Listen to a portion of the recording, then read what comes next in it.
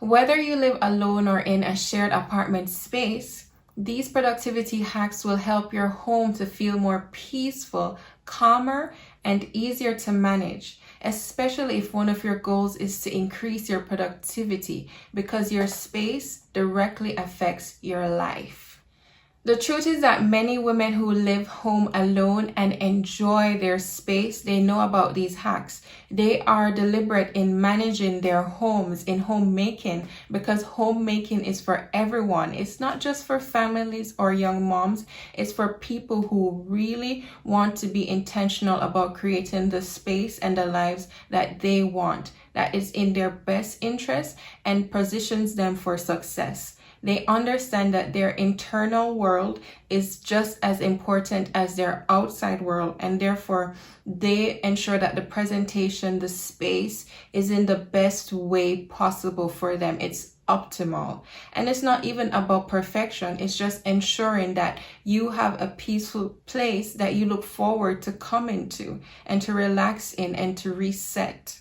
So many of these hacks you've probably heard already, but it just helps to have the consideration and even to just think about why they help in your home and in homemaking. So the first one is after each transition, whatever that looks like for you, you do a quick reset. It's not long, it's just resetting the place that you were in. So for example, after cooking, after you have arrived home, or before you go to bed, just when you are transitioning from one space to another or from one activity to another, you reset the space that you were in, or you reset the space that you are still in, but just reset it so it is working for what you're about to do. For example, going to bed. And I've done some research and it looks like this can be done for 2 to 5 minutes. And personally, I know a friend who she loves before she goes to bed to just organize her living room and her bedroom so that when she wakes up in a place that is just reset. And she's told me that it just helps her mind so much to relax. Even for the act of going to bed in a place that's already organized just helps her to relax so much. And the reason why this helps is that you are habit stacking. So it's not like you're taking a long time to organize or to reorganize. You're probably just putting books back in their place. You're putting your makeup brushes or something on your dresser back into place that it was in before. And you're also letting your mind form habits of knowing where everything is supposed to go. And when you do this, it helps you not to have any decision fatigue. You don't have to go back to the same place and then do a big overhaul of organizing because it's already done. This reduces clutter and also reduces the accumulation of maybe the mess in your place. So it feels fresh all day long. And this helps you to have a place that's stable and just well organized, and just showing yourself that you see that you are important to live in a place that is fresh, and you're not waiting until maybe the end of the week to do it, but you are showing your body that, hey, I am deserving of having a fresh place, and because of that, I'm intentional about it. The next hack has to do with laundry, and who doesn't know about the laundry blues that never seem to end? I know for sure that moms with young children feel this a lot because the laundry keeps on going and the children are not at an age as yet where they can do their own. But for you, if you're living on your own, this already makes it a little easier because you have less laundry usually to do than if you're doing it for a family at this time. So what you do is that one touch laundry, just go in one touch. And I want to put a caveat on this because I know that for us in Spain, we don't have dryers. We don't have drying machines. Usually we set them out on drying racks or on the clothesline. So you have to think about the time in between where you're gonna need your clothes to be dried. And in Jamaica as well, because we have so much sun, a lot of the times we don't use machines for drying. We use the clothes racks, the clothesline. So if that's the case, then probably put it in your timer or put it in your calendar when you're gonna come back to fold and to organize your laundry. But what it should be is to do the laundry, do the washing, do the drying, and the folding in one go. Like literally that same day, do them all together, and do not leave one activity later on, maybe in the day or for the next day. Especially don't let your laundry pile up on that one chair, that chosen chair where all the clean laundry goes and gets all rumpled, maybe to the point where it starts getting dirty and you have to rewash them. So do it so that you're ensuring that you are organized and your clothes are ready for you. And a reason why this helps is that when you're considering your clothes are a big part of your life. You know, knowing what you're going to wear to go out, what you're going to wear to, you know, be in the house, what you're going to wear to go to bed. It's very important to have those prepared. And when you are doing everything in one go and ensuring that your clothes are organized, they're in the dresser, they're in the closet, and they're ready for you to use, that takes a big chunk out of your brain, and not having to think about, oh, I need to get back to this, I need to get back to that, instead of just doing them and letting them be fixed and prepared for you. And if I'm being very honest, I need to work on this, especially due to the laundry system in my own house, where I do need to wait until the clothes are dried on one or two specific racks before I can fold them and go to the next laundry or the next laundry pile. So what I am thinking about doing is to like literally put it into my calendar when I'm gonna wash each load, try to see when, you know, the clothes will be dried around the approximate time, and then time the next pile for after that.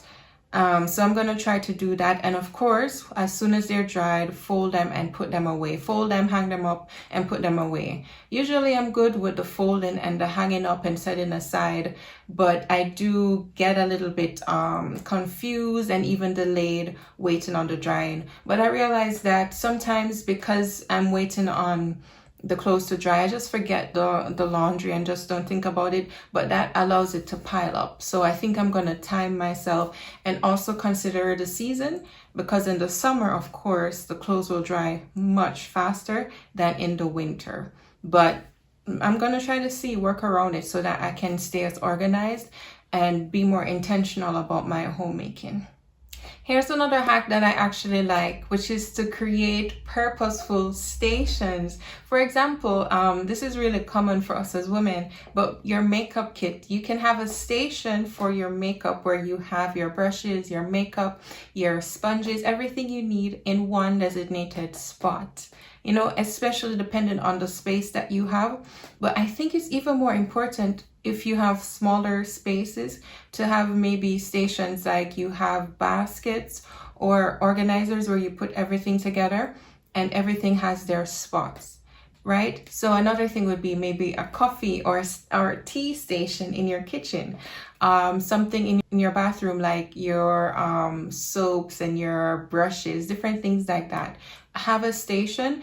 And I think this helps because now you are designating a spot for every single item and you know where it's supposed to go after use.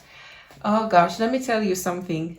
I struggle a lot with putting things back exactly where they're supposed to go after I use them. I am gonna admit, I am the queen of just putting something in whatever spot because it's available, but it's not the designated spot. And I've noticed that when I am not intentional about putting things back where they're supposed to be, then I have more clutter, and then I lose a lot of time trying to find what I need, especially when I have a limited time to get ready to go somewhere else.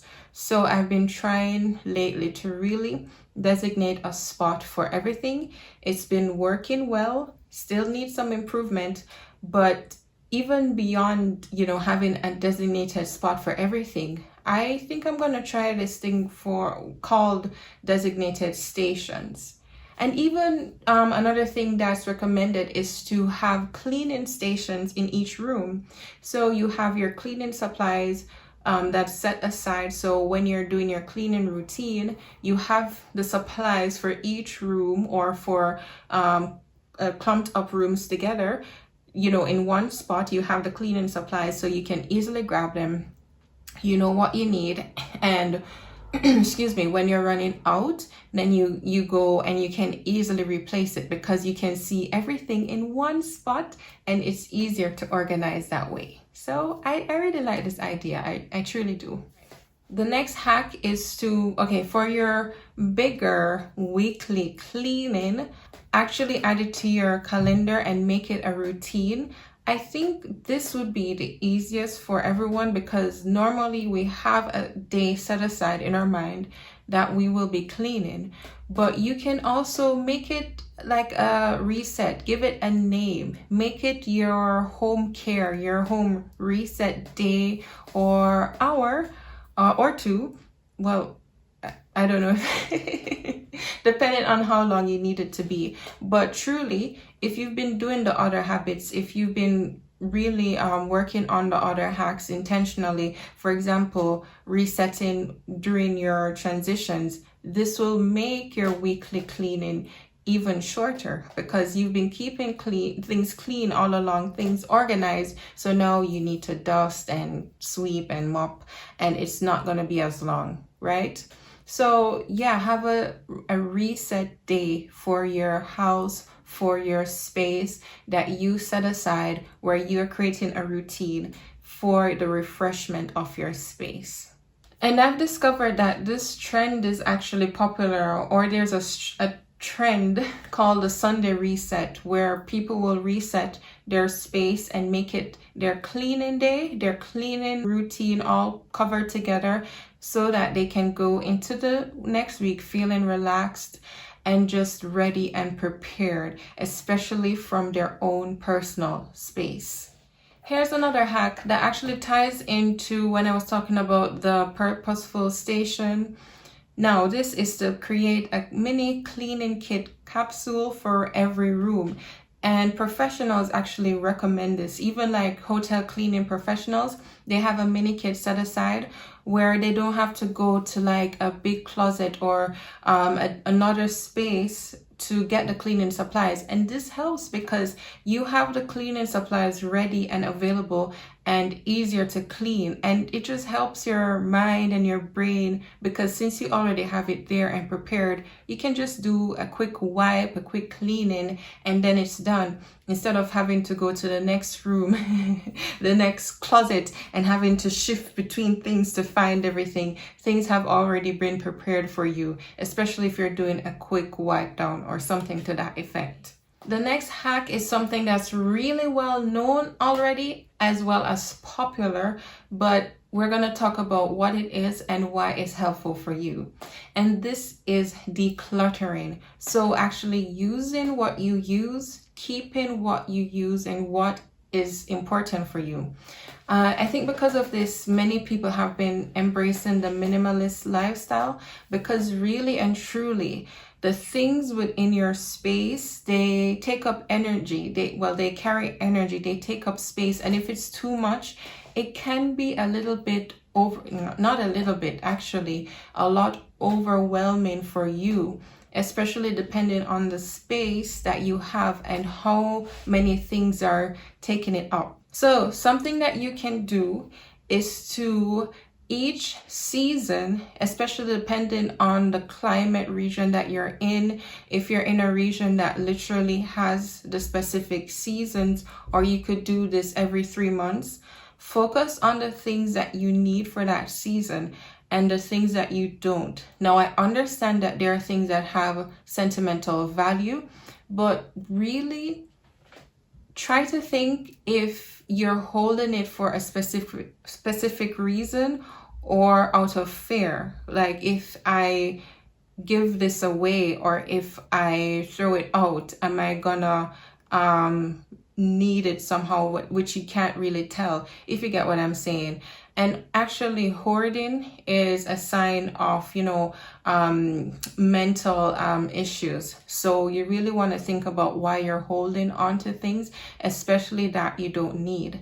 And something that really helps is that when you have something that you don't need and it is still in good condition and you give it to someone else who could really use it, you are practicing generosity, which also helps your mind to feel more peace, because you know you're giving something good into the world and you're doing it out of love, because you're not waiting until things are in a terrible condition to then consider giving it to someone or throwing it out because it's really not that good, So practicing this decluttering and being generous with it, like with things that are useful but you're not using, really just helps your mind and your spirit to really focus on what's important.